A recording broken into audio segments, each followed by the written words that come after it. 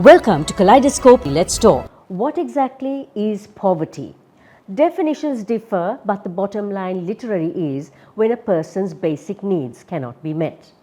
Surprisingly, or maybe not, it is in the Colombo district that the poverty line was highest in January this year, but it dropped to 17,608 rupees in May per person per month, which means each person needs a little over 17,000 rupees to meet monthly expenses for basic needs. That is a threefold increase in a decade. During COVID and the economic crisis, the poverty line skyrocketed from 6,966 rupees in 2019 to 15,970 in January 2023.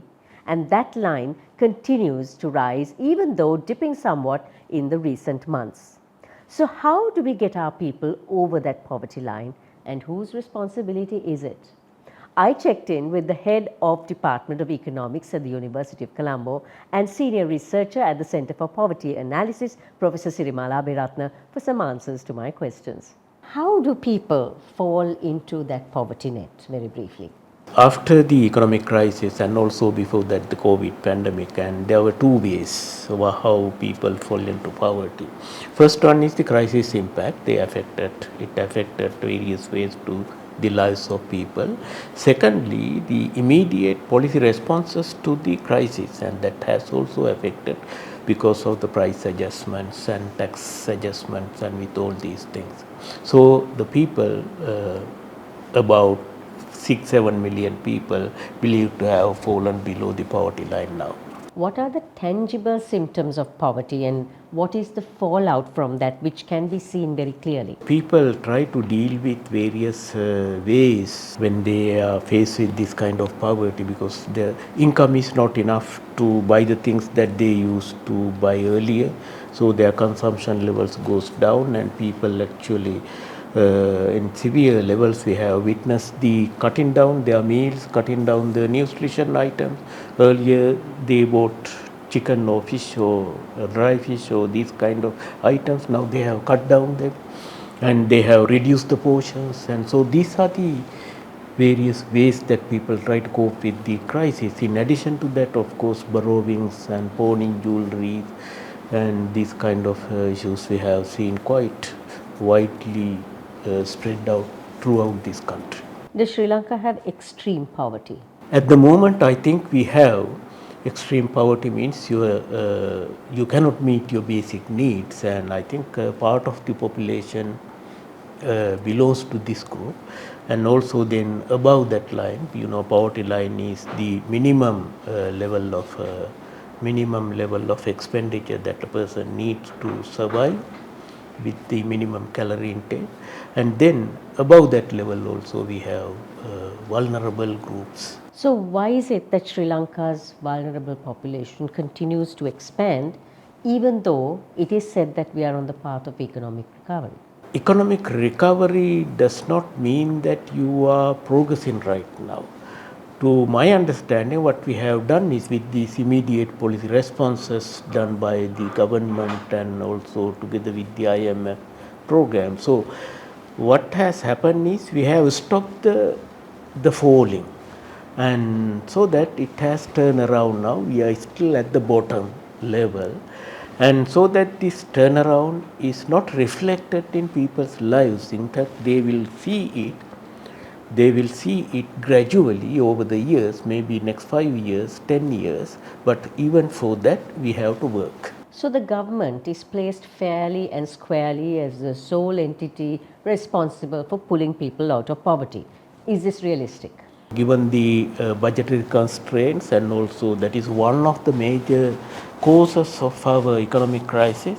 So while managing the fiscal consolidation, the government has to face this particular issue, looking after the vulnerable people and the people who are in poverty.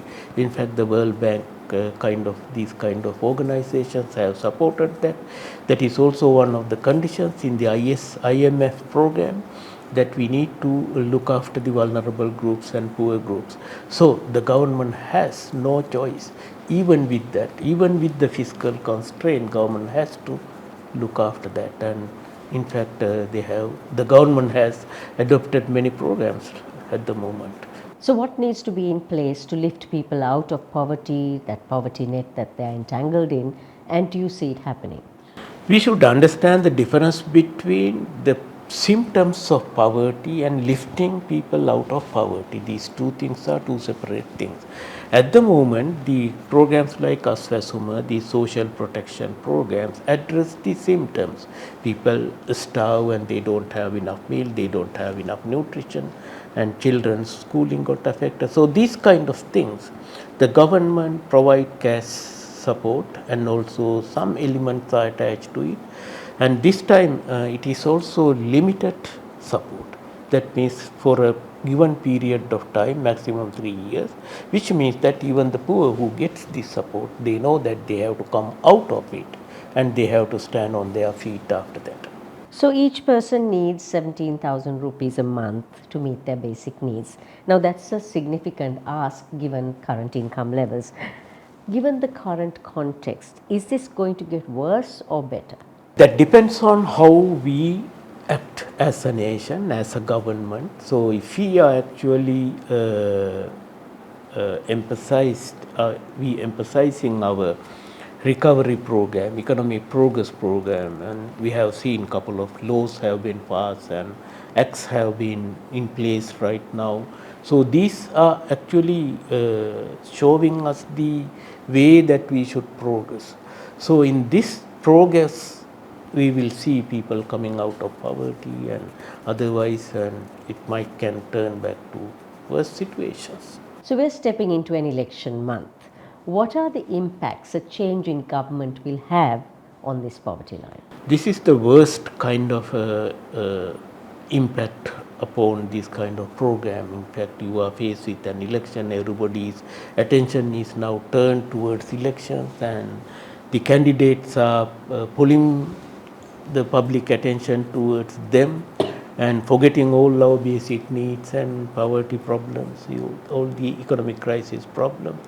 Now, the continuation of the current program, recovery program, I said it is in two respects. One is the immediate response to establish the stability, macroeconomic stability and debt sustainability. After achieving these two things, we need to ensure that the economy is progressing, and we haven't touched upon that particular aspect yet, which is very, very important.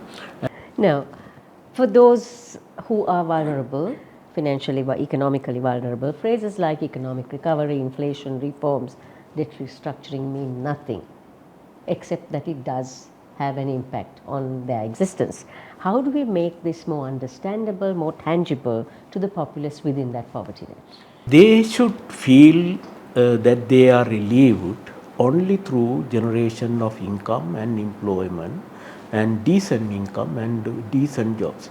So with these things, only with these things, people might experience their real life and there is something turning to be better in their lives. And in fact, to come there, we need to establish this macroeconomic stability and debt sustainability, these things.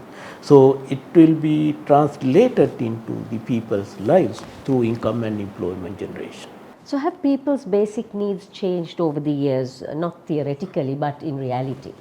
Yes, the basic needs change depending on the time period that we live. If you look at about 100 years ago, people's consumption patterns and the levels are different, but today they are living in a different world and they are working in a different context, so that in that sense actually from their changing mindset as well as from their changing physical needs, requirements. So with all these things, there are changes in consumption pattern as well, and it is a confirmed fact in the Sri Lankan history as well. How do you see Sri Lanka's vulnerability to poverty in the next 5 years or so? Depends on how we progress in terms of our economic recovery, and if we achieve sustainable economic growth. When I use the word sustainable, that because we need to achieve higher economic growth momentum say 6-7% within the next couple of years, And then sustainable means you have to sustain it for the next 10, 20 years. We never did that throughout our post-independent history. So this may be perhaps the first time if we are going to do that, and with that we will see these changes coming. So for Sri Lanka, we hope that we will see the change and that sustainable change come. And thank you so much for joining us today. Thank you. Kaleidoscope is on YouTube, Facebook, Instagram and LinkedIn. Remember to subscribe, follow and like us for more.